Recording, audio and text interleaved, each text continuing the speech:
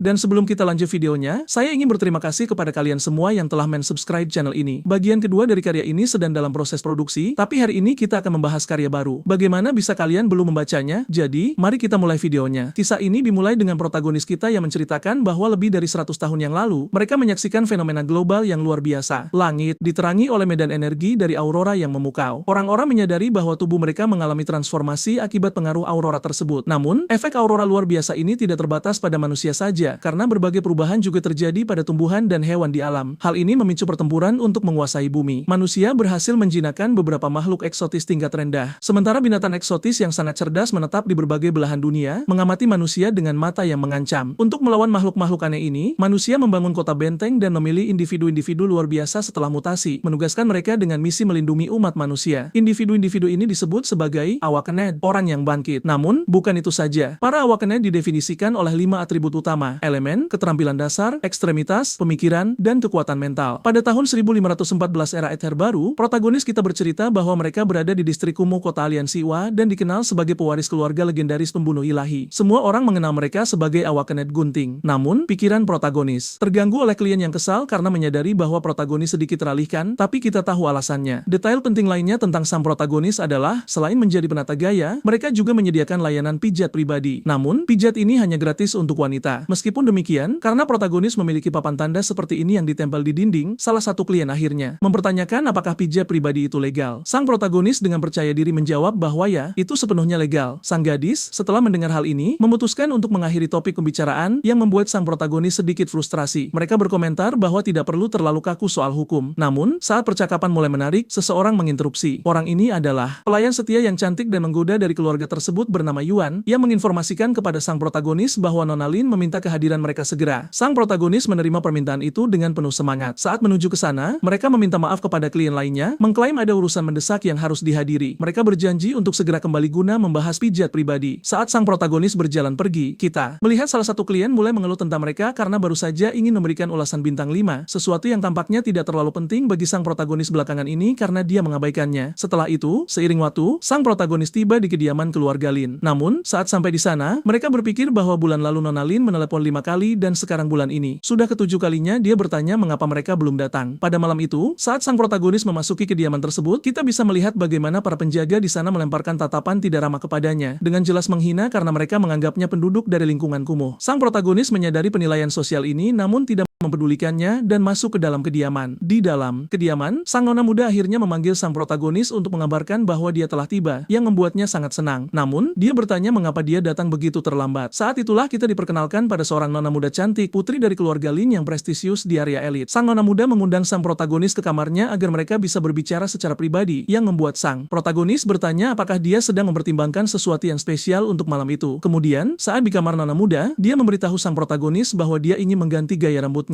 Dia setuju untuk membantu. Ia mengecewakan sang protagonis karena dia pikir dia sudah tahu itu. Dia bertanya gaya rambut apa yang diinginkan, dan sang nona muda menjelaskan bahwa dia harus membantunya menyiapkan rambut agar lebih mudah diatur, karena dalam 3 hari dia harus pergi ke akademi tempur tingkat lanjut. Sang protagonis terkejut dengan penyebutan akademi tempur tingkat lanjut dan menanyakannya. Sang nona muda membenarkannya, menyatakan bahwa mulai saat itu, peluang mereka untuk bertemu akan menjadi lebih jarang. Saat mengatakan ini, menjadi jelas bahwa dia ingin sang protagonis memohon padanya untuk tetap tinggal. Namun dia mengejutkannya dengan mengatakan bahwa dia juga akan pergi ke akademi tempur tingkat lanjut. Sang nona muda menjadi emosional dan membuat proposal kepada sang protagonis. Jika dia berhasil masuk ke akademi, dia akan memberikannya semua yang dia inginkan, merujuk pada surga. Malam itu, sang protagonis sedang membersihkan diri namun merasa agak sedih, ingin tampil lebih menarik bagi Nona Lin. Dia teringat apa yang dia katakan tentang memberinya semua yang diinginkan dan bertanya-tanya apa yang harus dilakukan, berharap potensinya sedikit lebih bangkit agar dia bisa masuk ke akademi tempur tingkat lanjut. Pada saat ini, sang protagonis menerima pesan dari nomor tak dikenal yang memperingatkannya untuk menjauh dari sepupunya, mengancam akan memutus tendon di kaki dan tangannya. Ini membuat sang protagonis marah karena keluarganya terus-menerus berada di lingkungan kumuh dan pesan-pesan tersebut membuatnya sangat kesal. Pada saat itu, seseorang memasuki kediaman dan namanya adalah Alien. Melihat sang protagonis bermasalah, Alien bertanya apa yang sangat mengganggunya, lalu berkata, "Apakah kau baru saja mendapatkan peta harta karun yang berisi informasi tentang lokasi kebangkitan?" Dia bertanya kepada protagonis apakah dia ingin pergi bersama Eric untuk melihatnya, mengatakan ini bisa secara instan meningkatkan potensi kebangkitannya. Hal ini membuat sang protagonis bertanya-tanya bagaimana cara meningkatkan potensi kebangkitan dan apakah itu posisi kebangkitan. Namun, hal ini membuat sang protagonis senang karena dia berkata sudah waktunya bagi kilatan perang untuk lepas landas, dan dia bertanya dengan semangat kepada Ruifo apakah ramuan kebangkitan benar-benar bisa melepaskan semua potensi batinnya meskipun itu adalah harta karun yang tak terjangkau di pasar gelap. Ruifo menegaskannya dan menunjukkan peta yang mengindikasikan bahwa posisi tersebut berada di area berbahaya di pinggiran distrik 7 Kota Bas yang dulunya merupakan basis penelitian militer untuk ramuan itu, meskipun sekarang sudah ditinggalkan. Mereka mengatakan masih ada harta karun di sana. Sang protagonis menolak, bertanya apakah itu area berbahaya dan apakah dia benar-benar bersedia mempertaruhkan nyawanya di sana. Ruifo menjelaskan bahwa dia harus pergi secara pribadi karena dia terjebak di ruangan tertutup dan tersegel yang tidak bisa dia buka. Namun, pembuka gunting bisa membuka segalanya dan dia tahu lokasinya, memastikan itu aman. Sang protagonis setuju untuk bergerak maju dan berjanji untuk membagi ramuan tersebut secara adil. Sebelum Ruifo bisa menjawab, sang protagonis mendengar bahwa dia berniat menggoda, tapi Ruifo percaya itu akan sulit dengan keterampilan yang dia miliki sekarang. Sang protagonis sedikit terkejut dan bertanya apa yang memotivasi Ruifo untuk menjadi begitu baik. Namun, sang protagonis mendorong Ruifo, mengatakan bahwa bahaya tidak berarti apa-apa dibandingkan dengan analinya, yang membuat Ruifo berdoa demi sikapnya. Waktu berlalu dan mereka tiba di zona berbahaya di pinggiran distrik 7 Jingchen. Sang protagonis sudah berada di sana bersama Ruifo dan bertanya mengapa dia terlihat begitu murung. Ruifo menyatakan bahwa basis penelitian obat sudah dekat dan sang protagonis menjadi bersemangat. Di dalam basis, Ruifo menyuruh sang protagonis untuk berhati-hati dan tetap aman sementara dia bergerak maju dan menerangi jalan. Sang protagonis mengamati bahwa takdirnya sudah di depan mata dan tidak sabar untuk mendapatkan obatnya. Saat mereka menemukan brankas tempat obat disimpan, sang protagonis dengan mudah membukanya dengan keterampilan pembuka guntingnya. Itu adalah Awakening Deluxe yang legendaris. Namun, apa yang tidak diharapkan sang protagonis adalah dikhianati oleh Ruifo yang mengambil obat dari tangannya dan bertanya apakah sang protagonis pikir dia bisa menjadi semi awakened sambil menyuntikkan obat itu sendiri. Sang protagonis menjawab bahwa apa yang dia lakukan hanyalah untuk dirinya sendiri, tetapi bukan itu yang dirasakan sang protagonis. Apa yang dia rasakan adalah kelemahan dan jatuh ke tanah. Dia bertanya kepada Ruifo mengapa kekuatannya memudar. Sang protagonis menjawab bahwa masih ada pesan dalam informasi yang memberitahunya bahwa hanya ada satu dosis terakhir dan penggunaannya akan memerlukan pengorbanan semua energi seseorang. Sambil menekan wajah sang protagonis ke tanah, Ruifo menertawakannya dan memberitahunya bahwa dia merasakan gen batinnya bergabung kembali dan berevolusi. Dan baginya ini luar biasa karena dia menyadari kekuatan sang Awakened. Namun, setelah melakukan ini dan meninggalkan sang protagonis pusing di tanah, Ruifo memberitahu sang protagonis untuk tidak khawatir karena meskipun mereka telah menjadi teman baik di masa lalu, dia tidak akan menjadi orang yang membunuhnya. Namun, tak lama lagi makhluk-makhluk aneh itu akan terpancing oleh bau darahnya dan melahapnya sepenuhnya. Jejak-jejak itu hanya akan tampak seperti kecelakaan yang tidak menguntungkan. Terakhir, sang protagonis berkata bahwa dia harus mengerti bahwa mereka berdua berasal dari lingkungan paling miskin. Jadi jika dia terlibat dengan orang yang salah, dia harus menyalahkan dirinya sendiri. Namun, saat dia melihat bahaya menjauh, sang protagonis menyadari bahwa semua tulangnya patah dan dia tidak bisa mengeluarkan kekuatan apapun. Jadi, saat dia menderita, dia bertanya-tanya apakah dia ditakdirkan untuk mati. Tetapi teringat semua yang terjadi dengan anak muda tersebut, dia berkata dia tidak bisa menerima itu. Namun, ketika dia selesai mengatakan ini, beruang besar muncul, jelas seperti yang telah diperingatkan. Beruang itu terpancing oleh darah sang protagonis, tetapi kita tidak perlu khawatir karena beruang itu dikalahkan oleh seseorang. Dan seseorang itu adalah Nona Lin yang cantik dan menggoda, yang membuat pintu masuk yang spektakuler. Dia tidak hanya mengalahkan beruang besar, tetapi juga mengalahkan semua monster di area tersebut, menunjukkan bahwa dia memiliki bakat yang besar. Kita bisa melihat keterampilan-keterampilannya mengesankan, seperti halnya, namun ingatlah bahwa Nona Lin mengalahkan semua monster di area tersebut. Dia senang akhirnya tiba tepat waktu karena jika mereka terlambat sedikit lagi, sang protagonis akan berada dalam bahaya serius. Selain itu, dia tidak datang sendirian tetapi membawa pelayannya. Melihat kehadiran mereka,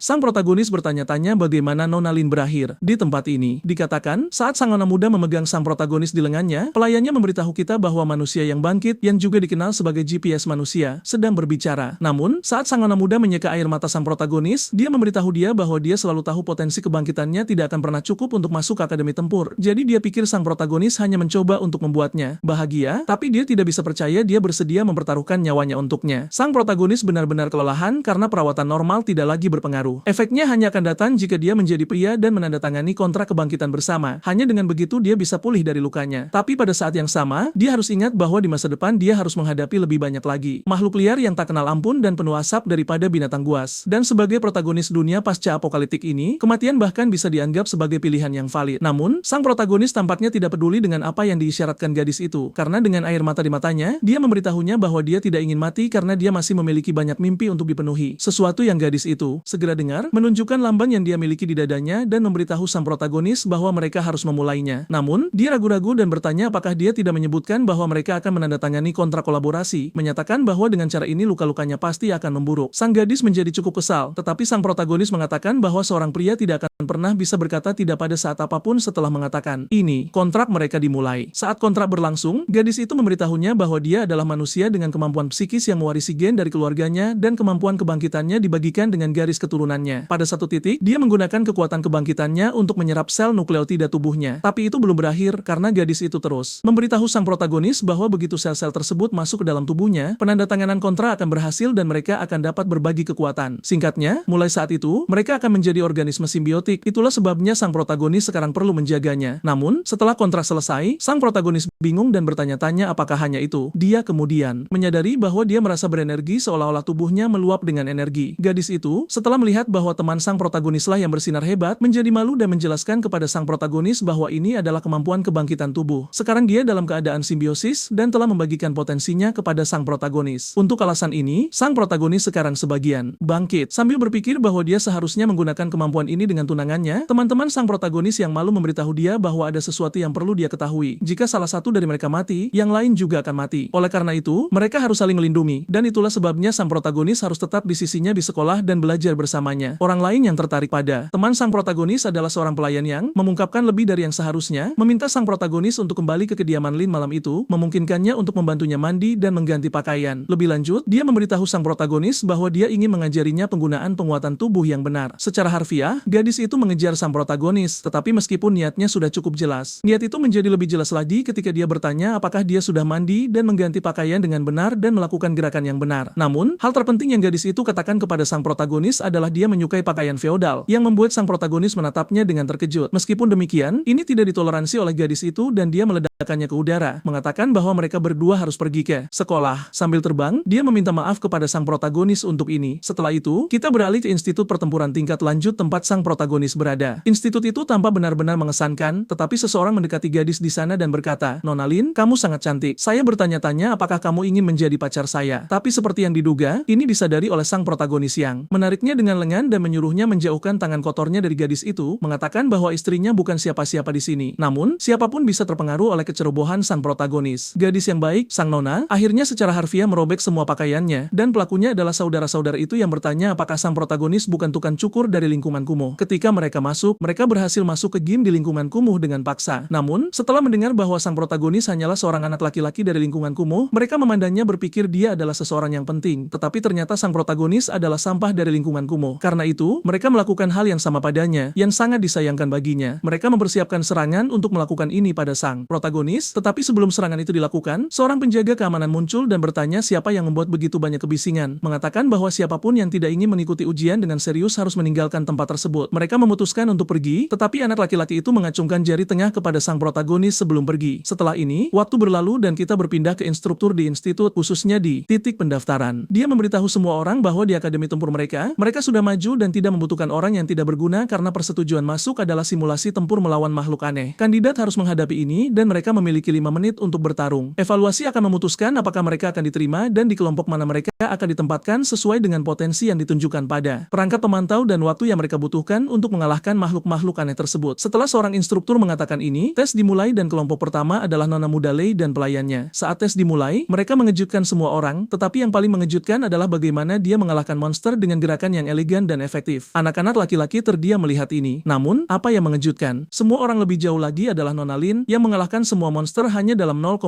detik. Sementara mereka terkesan, mereka mengenali gadis itu dan mengatakan bahwa dia adalah Nona Lin yang terkenal dari keluarga Lin yang terkemuka, dan karena itu tidak heran dia begitu kuat. Apa yang juga membuat sang protagonis terkesan adalah dia pikir luar biasa bahwa nilai potensi Nona Lin adalah 68, sama dengannya. Ini berarti, dia juga memiliki potensi ini karena mereka ingat bahwa mereka membuat kontrak. Satu orang lain yang juga membuat semua orang terkesan adalah pelayan yang memiliki potensi 60 dan hanya membutuhkan 35 detik untuk mengalahkan monster. Ini membuat semua orang tercengang, mempertanyakan apakah mungkin memiliki penguji dengan potensi di atas 60. Selain itu, mereka mendengar rumor bahwa pelayan itu adalah pelayan pribadi Nona Lin, yang berasal dari keluarga Vinco yang terhormat. Instruktur tes setelah melihat potensi gadis itu, berkata pada dirinya sendiri bahwa keluarga itu memang layak menjadi keluarga terhormat yang akan segera menjadi kekuatan tempur yang dapat diandalkan. Setelah mengatakan ini, dia memerintahkan penguji berikutnya untuk memasuki fasilitas. Salah satu pemuji adalah sang protagonis protagonis yang mengatakan bahwa saatnya akhirnya tiba dan dia akan menunjukkan kepada semua orang bahwa anak laki-laki dari lingkungan kumuh juga memiliki potensi 68. Dia menyuruh semua orang untuk gemetar di hadapannya, tetapi kata-katanya membuat orang lain menertawakannya. Sementara itu, anak laki-laki dengan gaya rambut aneh memberitahu sang protagonis bahwa dia harus segera kembali ke tempatnya yang menyedihkan, mengejek dan menyebut sang protagonis sampah lingkungan kumuh. Dia memberitahunya bahwa dia tidak lagi malu, tetapi sang protagonis mengingat hal ini dan dengan penuh keyakinan berpikir pada dirinya sendiri bahwa tak lama lagi mereka tidak akan bisa menertawakan apapun. Ketika segalanya tampak berjalan lancar, seseorang tiba yang identitasnya adalah instruktur, mengatakan bahwa ada kesalahan dalam data generasi makhluk fantastis di ruangan nomor 2. Itu menghasilkan makhluk fantastis dengan intensitas yang hampir setara dengan tingkat elit, dan ini mengejutkannya sedikit karena sang protagonis baru saja memasuki ruangan. Instruktur, terkesan dengan apa yang baru saja diperdebatkan anak laki-laki itu, bertanya kepadanya apa yang baru saja dia katakan, menyatakan bahwa makhluk fantastis dari alam semesta adalah tantangan bahkan untuk tingkat kebangkitan gemetar di hadapannya, tetapi kata-katanya membuat orang lain menertawakannya. Sementara itu, anak laki-laki dengan gaya rambut aneh memberitahu sang protagonis bahwa dia harus segera kembali ke tempatnya yang menyedihkan, mengejek dan menyebut sang protagonis sampah lingkungan kumuh. Namun, Nona Lin mendengar ini dan melemparkan tatapan mengancam padanya, tetapi sebelum dia bisa memukulnya, seorang instruktur melangkah maju dan akan menamparnya. Namun, fakta bahwa dia juga dari area kumuh dan adalah saat ini instruktur di akademi membuatnya mengatakan bahwa orang-orang di sana mungkin akan menjadi teman tempur masa depannya. Jika dia pikir dia punya hak untuk masuk akademi hanya karena konflik kecil dan bersukacita atas kemalangan mereka, anak laki-laki itu meminta maaf kepada instruktur, mengatakan dia sangat menyesal dan benar-benar salah. Namun, dia berpikir sebaliknya, mengatakan pada dirinya sendiri bahwa sang protagonis membuatnya dipukuli di depan umum. Oleh karena itu, dia menyebut sang protagonis sampah dan mengatakan dia berharap dia menjadi kegagalan secepat mungkin. Namun, Nona Lin tetap berharap sang protagonis akan berhati-hati dan tidak terlibat masalah karena bahkan seseorang yang diklasifikasikan sementara sebagai peringkat U masih membutuhkan waktu untuk mengalahkannya. Tetapi karena sang protagonis baru saja bangkit, fungsinya tidak stabil, jadi dia bertanya-tanya apakah dia benar-benar bisa melakukannya. Namun, saat dia bertanya-tanya ini, kita bisa melihat seseorang yang misterius mengamati sang protagonis melalui layar. Saat melihat sang protagonis, orang misterius ini hanya tertawa dan kisah kita hari ini berlanjut karena dia telah mengatur segalanya di sini agar monster tingkat tinggi muncul. Ketika pahlawan kita memasuki tes tempur ruangan, monster kuat tingkat Kuasi C muncul. Melihat ini, sang pahlawan berpikir pada dirinya sendiri, binatang asing ini memiliki aura yang sangat aneh dan sangat kuat, sesuatu yang belum pernah saya temui sebelumnya. Pada saat itu, sang pahlawan menenangkan dirinya dan berkata, tolong tenang sekarang setelah saya bangkit dengan menggabungkan diri dengan gadis terkuat. Nilai potensi saya adalah 68 dan tubuh saya membawa darah keluarga pembunuh. Setelah mengatakan ini, sang pahlawan mulai melepaskan kekuatan bangkitnya melalui tangannya. Dia juga menyadari bahwa sebagai seorang ksatria, dia tidak akan meninggalkan tugas kesatriannya. Memegang sepasang gunting di tangannya, dia menyatakan, baiklah, ayo kalau begitu. Saat dia mengatakan ini, binatang buas yang muncul mulai bergerak langsung ke arahnya untuk menyerang. Saat binatang asing itu menyerangnya, sang pahlawan menggunakan kecepatan dan keterampilannya untuk berlari lurus menembus binatang itu, meninggalkan percikan darah di belakang. Terlihat bahwa dengan hanya satu tebasan, sang pahlawan mengalahkan monster asing seperti kucing, berdiri dengan penuh kemenangan di atasnya dan berkata dengan sikap angkuh, saya secara khusus diundang ke rumah sakit hewan peliharaan kumuh kita untuk melakukan sterilisasi pada hewan peliharaan. Saya telah menghancurkan tidak kurang dari 8.000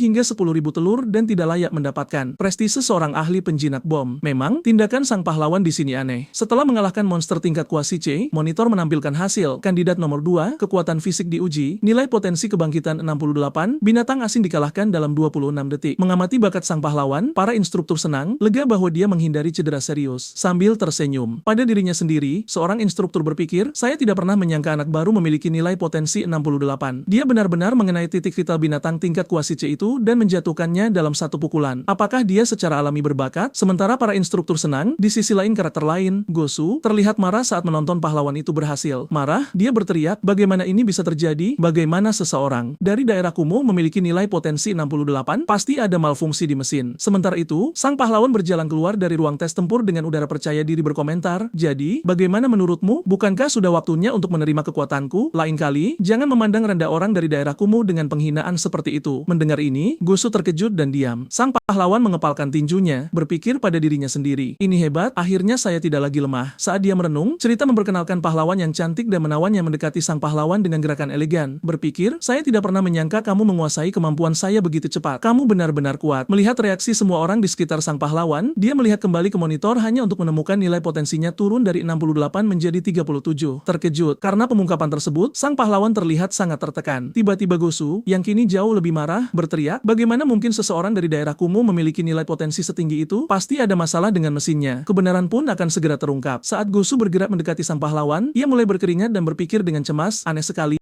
tadi nilai poinku masih 68, lalu bagaimana bisa tiba-tiba turun drastis? Sang inspektur yang melihat perilaku konyol itu menjadi sangat marah dan membentak, cukup, Gosu, aku sendiri yang akan menilai performa Shankia, dan kau bisa istirahat dulu. Semuanya akan terungkap setelah hasil penilaian keluar. Mendengar hal itu dari instruktur, Gosu kembali ketakutan dan segera lari dari sana. Kemudian adegan berpindah dan kita diperlihatkan para instruktur memasuki ruang monitor yang sama untuk mengamati performa sang pahlawan. Melihat monster itu, mereka membatin, meskipun datanya salah, mungkinkah mereka membayangkan bahwa alien tingkat benih semu benar-benar muncul di dalam ruangan? Pasti terjadi sesuatu di sini yang menyebabkan nilai potensi kandidat turun. Namun, seharusnya tidak ada kesalahan data dalam ruangan hipotetis yang digunakan untuk hasil. Teman-teman, instruktur pun melangkah maju sambil berpikir, sekarang aku harus mencari tahu siapa di balik semua ini. Adegan berpindah lagi dan kita diperlihatkan sang pahlawan dan Nona Jenny sedang duduk beristirahat. Tiba-tiba sang pahlawan berkata, "Hei Jenny, bukankah kita dalam situasi di mana kita tidak bisa berbagi kemampuan lagi? Kenapa aku merasa nilai potensiku akan menurun setelah ujian prajuritku selesai?" Teman-teman, maksud dari sang pahlawan adalah ia merasa seperti sedang bermain-main. Mendengar hal ini, Nona Jenny merona hebat dan berkata, "Berbagi kemampuan? Aku baru pertama kali menggunakannya dan aku tidak tahu kenapa ini terjadi." Dari sini kalian bisa paham bahwa Nona Jenny juga merasakan sesuatu di dalam hatinya. Mendengar kata-kata Jenny, sang pahlawan berkata, "Aku rasa kita butuh pertarungan nyata untuk mengakhiri efek telekinesis ini karena ini tidak baik. Aku tidak tahu apakah aku bisa melakukannya kali ini." Teman-teman, sambil menyusun rencana untuk pertarungan tersebut, adegan berpindah dan kita diperlihatkan sang pahlawan keluar dari Akademi Tempur. Nona Seo yang melihat sang pahlawan dengan gembira berkata, "Hei Tuan Sai, kita bertiga telah ditempatkan di kelas A dan instruktur meminta kita berkumpul di lapangan untuk pelatihan pertama." Mendengar hal ini, teman-teman, sang pahlawan terkejut dan berteriak gugup, "Apa? Aku diterima dan masuk ke kelas A?" Kemudian kita diperlihatkan lapangan latihan tempat semua siswa berkumpul. Sang pahlawan melihat sekeliling dan berkata, "Apakah ini lapangan latihan akademi? Luas sekali, setara dengan banyak kota." Nona Seo menjawab, "Ini menunjukkan standar pamanmu di daerah Kumo." Setelah beberapa lama, kita diperlihatkan instruktur yang baru tiba berkata, "Kali ini 90 siswa telah terdaftar dan dibagi menjadi bagian A, B, dan C selama 3 tahun. Banyak yang mengira lulus dari sini sangat mudah, tetapi persaingan di sini sangat kejam. Pada akhirnya, hanya 3 orang yang bisa membuat poster depan untuk eksplorasi di luar kota. Aku adalah instruktur kelas A kalian dan masa pelatihan ini mengaktifkan sistem eliminasi bagi mereka yang tidak memiliki banyak poin. Setiap orang memiliki 100 poin, jadi jangan berpikir kalian akan selalu berada di kelas A." Setelah mengatakan ini, instruktur memberikan mereka robot dan menjelaskan, "Ini adalah robot yang akan mengikuti kalian. Mereka berisi informasi tentang akademi, poin rekaman, dan detail dasar. Jika kalian punya pertanyaan yang tidak dimengerti, kalian bisa bertanya pada robot-robot ini kapan saja." Teman-teman, saat sang pahlawan melihat robot-robot tersebut, ia menjadi sangat bahagia. Setelah menjelaskan semuanya, instruktur Wolf menatap sang pahlawan dan berpikir, "Sai, mengingat nilai semua kandidat kali ini, kemungkinan terpilih untuk kelas A seharusnya minimal atau di atasnya. Aku memastikan masuknya dirimu ke kelas A karena aku ingin melihat apakah kau benar-benar memiliki nilai potensi 68. Kuharap kau tidak mengecewakanku." Saat instruktur memikirkan hal ini, adegan kita berpindah ke para siswa di sana. Seperti yang bisa kalian bayangkan, teman-teman, jika anak dari kelas menengah mendapat izin masuk ke sekolah elit, bagaimana kondisinya? Orang-orang sangat marah melihat ini. Begitu pula di sini, setelah melihat sang pahlawan, anak-anak mendatangi dia dan berkata, "Oh, jadi kau ingin belajar di sini dan kau ditempatkan di kelas A? Aku dengar kau tinggal di daerah kumuh dan nilai perlindunganmu hanya 35. Mendengar ini, anak laki-laki lain berkata, "Siapa tahu, mungkin dia menyuap kampus dan diam-diam membuka pintu belakang." Tidak, ini benar-benar tidak baik, ini tindakan yang sangat kotor. Saat semua anak membicarakan hal ini, sang pahlawan tidak mengatakan apa-apa dan diam berdiri di sana dengan robotnya. Di sisi lain, instruktur Wolf menjadi sangat marah pada saat itu. Ia membanting tangannya ke bawah dan berteriak, "Semuanya diam, tolong jaga ketenangan karena mematuhi perintah adalah kewajiban seorang tentara." Mendengar hal ini dari instruktur, mereka semua berbaris. Teman-teman, saat mereka berdiri berbaris dengan tenang, instruktur berkata, "Bagus, ini lebih baik. Semua omong kosong mereka sudah berhenti. Sekarang mari kita mulai pelajaran pertama dengan pengenalan alat transportasi yang kita gunakan untuk bekerja." Mendengar tentang alat transportasi, kerinduan bangkit di mata sang pahlawan. Teman-teman, ia menjadi bersemangat dan berpikir sendiri, "Wah, alat transportasi? Mungkinkah mobil sport bergaya atau pesawat berteknologi tinggi? Ini pasti luar biasa." Saat sang pahlawan memikirkan hal ini, teman-teman, instruktur memanggil dan berkata, "Lihat ke langit, alat transportasi kalian terbang di sana." Begitu sang pahlawan melihat ke langit, ia melihat seekor babi terbang dengan sayap. Saat sang pahlawan melihat pemandangan seekor babi terbang di langit, matanya terbelalak karena heran. Pada saat itu ia berpikir sendiri, "Oh tidak, apa yang baru saja kulihat? Kenapa aku tidak pingsan sebelum melihat ini? Tolong jangan bilang aku harus menunggangi benda ini di medan perang." Babi yang terbang di langit, teman-teman, langsung mendatangi instruktur. Sang instruktur mengelus kepala babi itu dan berkata kepada semua orang, "Lihat ini